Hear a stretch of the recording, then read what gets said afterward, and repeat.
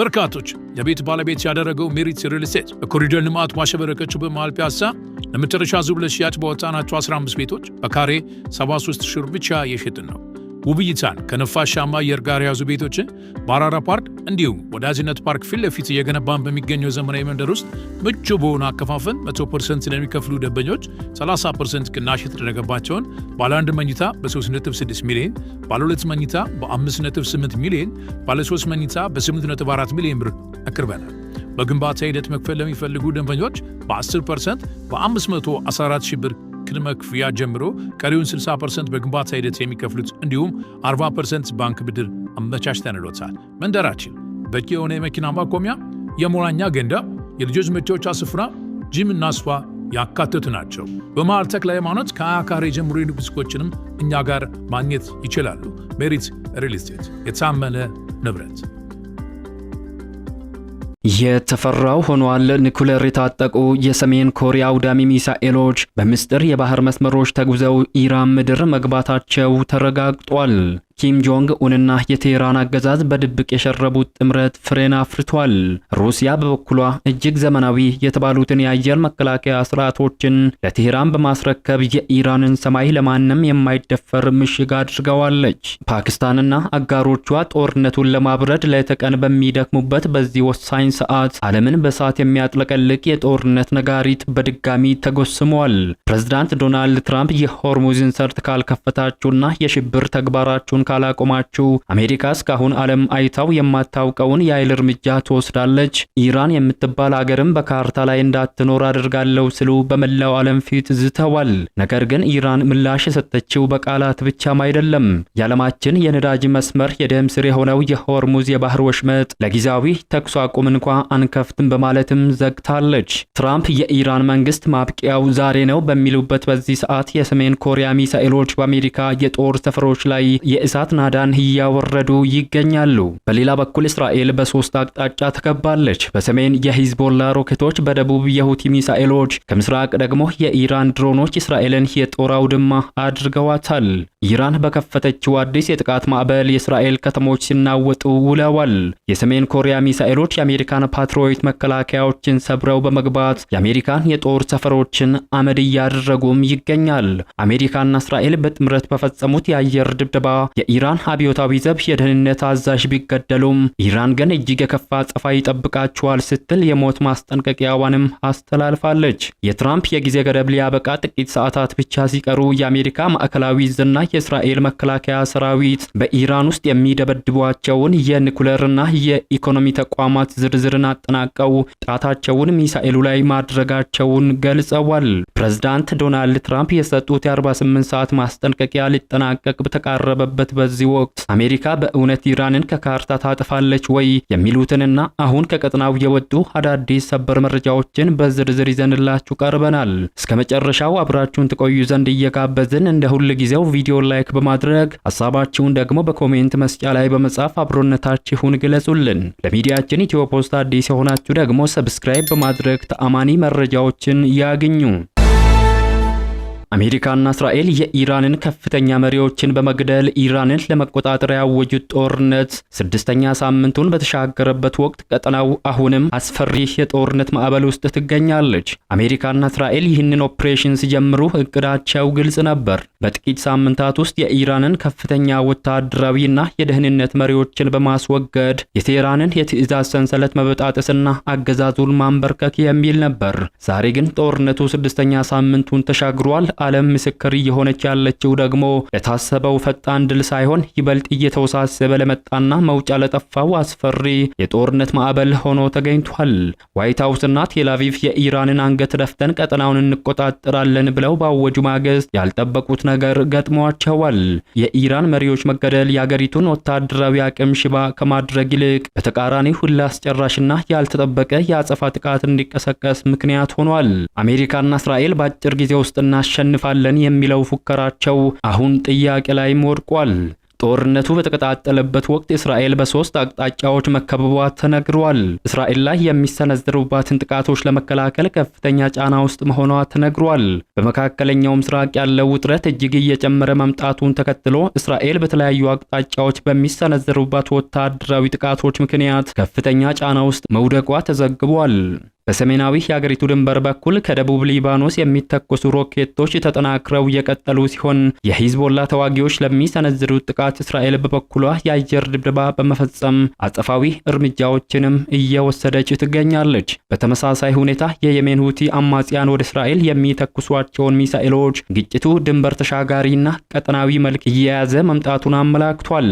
ኢራን በዚህ መጠነ ሰፊ ጦርነት ውስጥ ቁልፍ ሚናን እየተጫወተች ሲሆን በቀጠናው ያሉ አጋሮቿን በመደገፍ በሚሳኤል እንዲሁም በድሮን ጥቃቶች ላይ በቀጥታም ሆነ በተዘዋዋሪ በመሳተፍ ግጭቱን እያወሳሰበች ትገኛለችም ተብሏል። ምንም እንኳ የሚሰነዘሩ ጥቃቶች ጥንካሬና ጊዜያት ቢለያዩም ወቅታዊ ሁኔታዎች ግን እስራኤል በበርካታ ግንባሮች ግጭት ውስጥ እንድትገባ ያደረገ ሆነዋል። አጋር የሆኑ የኢራን ታጣቂ ቡድኖች ጥቃቶቻቸውን በተለያዩ አቅጣጫዎች ማጠናከራቸው የቀጠናውን የጸጥታ ስጋት ይበልጥ የከፋ ያደረገ ሲሆን ይህም ግጭቱ ወደማይፈለግ የከፋ ደረጃ ሊሸጋገር ይችላል የሚል ስጋት እንዲያይልም አድርጎታል። በሌላ በኩል ኢራን በእስራኤል ሃይፋ ከተማ አካባቢ በፈጸመችው ጥቃት 4 ሰዎች መገደላቸው ተነግሯል። የኢራን ሚሳኤል በሃይፋ በሚገኝ የመኖሪያ ቤት ላይ ወድቆ ሰዎች መገደላቸው ተረጋግጧል። የጸጥታ አካላት ቦምቡ ከወደቀ በኋላ ባለመፈንዳቱ የህይወት አድን ሰራተኞች ጥረትን አስቸጋሪ አድርጎት እንደነበር ገልጸዋል። እንደ እስራኤል ባለስልጣናት ገለጻ ከሆነ በጥቃቱ የተመታው ቤት ውስጥ የነበሩት 4 ሰዎችን ለማውጣት የጎረቤቶችን ግድግዳ መሰርሰር አስፈልጎ ነበር ብለዋል። እስራኤል የኢራንን ባሊስቲክ ሚሳኤል መምታት በመቻሏ ውጤታማ እንደሆነች ብትገልጽም ኢራን ግን ኢላማ የምታደርገው የእስራኤልን የደህንነት ስመት ነው ሲሉ ነዋሪዎች በምሬት ይናገራሉ።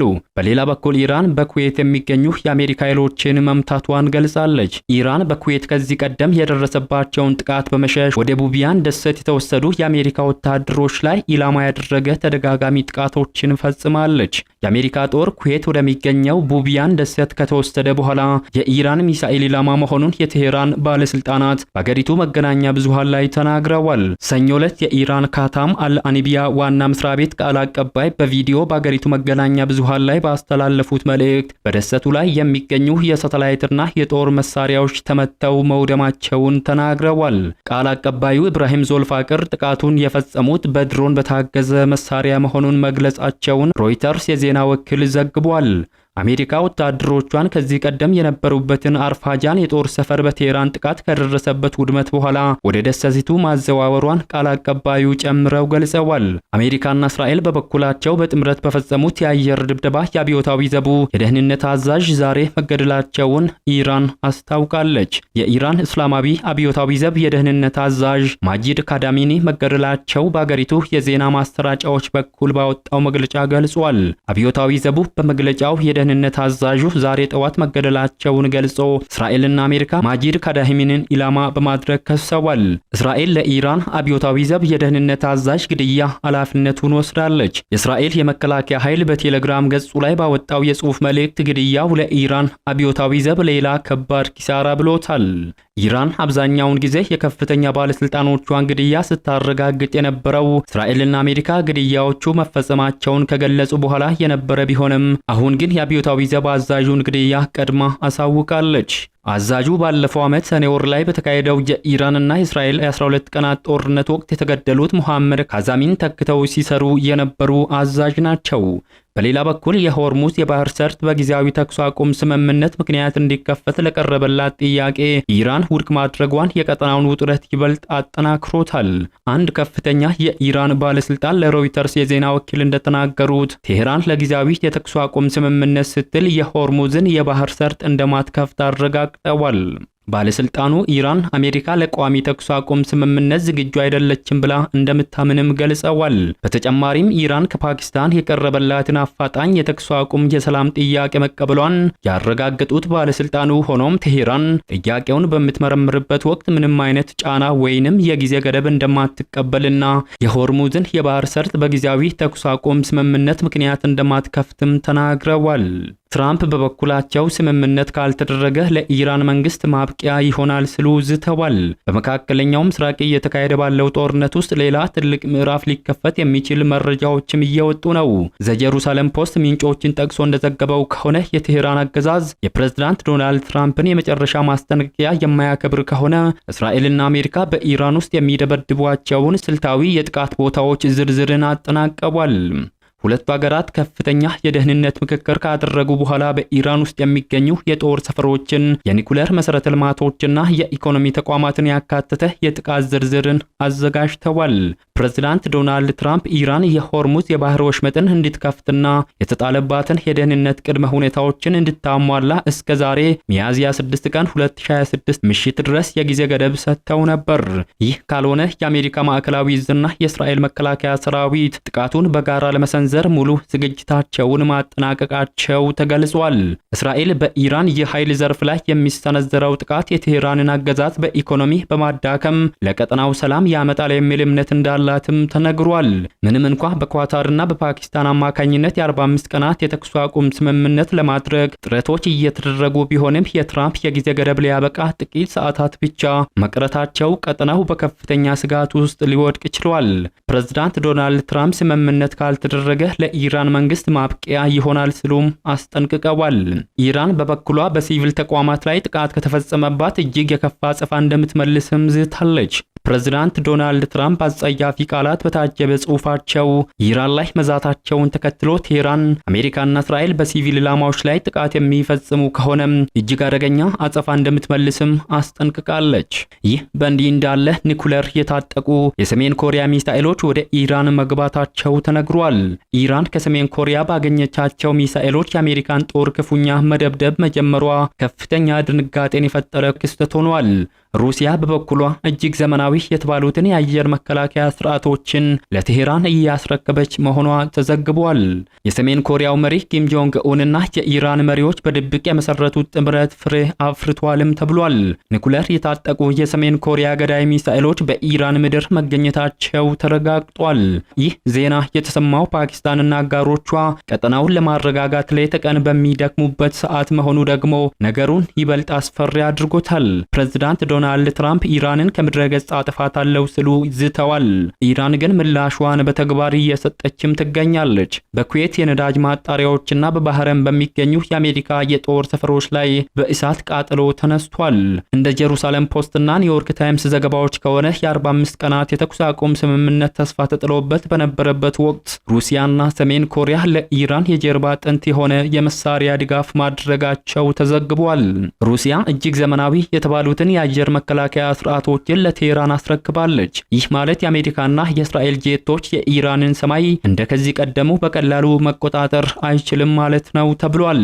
ነገር ግን ይበልጥ ዓለምን ያስደነገጠው የሰሜን ኮሪያ እርምጃ ነው። በመቶዎች የሚቆጠሩ አህጉር አቋራጭና መካከለኛ ርቀት ተወንጫፊ ሚሳኤሎች በድብቅ የባህር መስመሮች አማካኝነት ኢራን ገብቷል ተብሏል።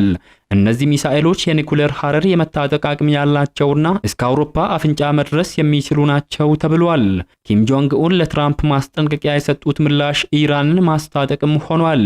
ኢራን አዲሶቹን የሰሜን ኮሪያ ሚሳኤሎችን በመጠቀም በመካከለኛው ምስራቅ በሚገኙ የአሜሪካ የጦር ሰፈሮች ላይ ናዳንም አውርዳለች። ዘገባዎች እንደሚያመላክቱት የአሜሪካ የሚሳኤል መከላከያ ስርዓቶች የሰሜን ኮሪያን ሚሳኤሎችን ፈጥነውና በብዛት መቋቋም ተስኗቸዋል ተብሏል። በኩዌትና በባህረን የሚገኙ የአሜሪካ ጦር ሰፈሮች ክፉኛ መመታታቸውም ተነግሯል። ይህ ጥቃት ኢራን ቀደም ሲል ከነበራት አቅም በላይ መሆኑን ያረጋገጠ ነው አስብሏል።